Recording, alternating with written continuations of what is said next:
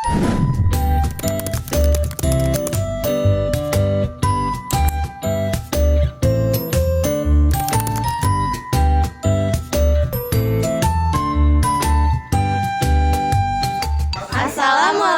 warahmatullahi wabarakatuh. Kami akan menjelaskan seputar Pancasila Sila keempat dan hubungannya dengan Undang-Undang Dasar Negara Republik Indonesia. Hubungan yang pertama dapat dilihat di pasal 1 ayat 2. Kedaulatan berada di tangan rakyat dan dilaksanakan menurut Undang-Undang Dasar. Yang kedua, pasal 2 ayat 1. Majelis Permusyawaratan Rakyat terdiri atas anggota Dewan Perwakilan Rakyat dan anggota Dewan Perwakilan Daerah yang dipilih melalui pemilihan umum dan diatur lebih lanjut dengan undang-undang. Yang ketiga, pasal 3 ayat 1. Majelis Permusyawaratan Rakyat berwenang mengubah dan menetapkan Undang-Undang Dasar. Dan di ayat 2, Majelis Permusyawaratan Rakyat melantik Presiden dan atau Wakil Presiden.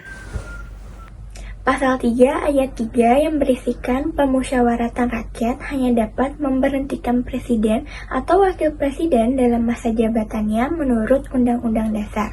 Lalu ada pasal 4 ayat 1 yang berisikan Presiden Republik Indonesia memegang kekuasaan pemerintahan menurut Undang-Undang Dasar. Dan ada pasal 6A ayat 1 yang berisikan presiden dan wakil presiden dipilih dalam satu pasangan secara langsung oleh rakyat. Selanjutnya, pasal 18 ayat 2.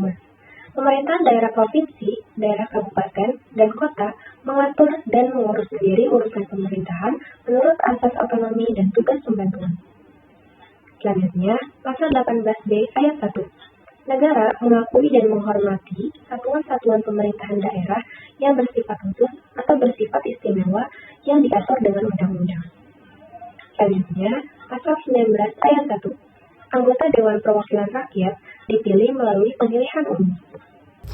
Pasal 22D ayat 1 yang berbunyi Dewan Perwakilan Daerah (DPD) dapat mengajukan kepada Dewan Perwakilan Rakyat rancangan undang-undang yang berkaitan dengan otonomi daerah, hubungan pusat dan daerah, pembentukan, pemekaran, dan penggabungan daerah, pengelolaan sumber daya alam dan sumber daya ekonomi lainnya, serta yang berkaitan dengan perimbangan keuangan pusat dan daerah.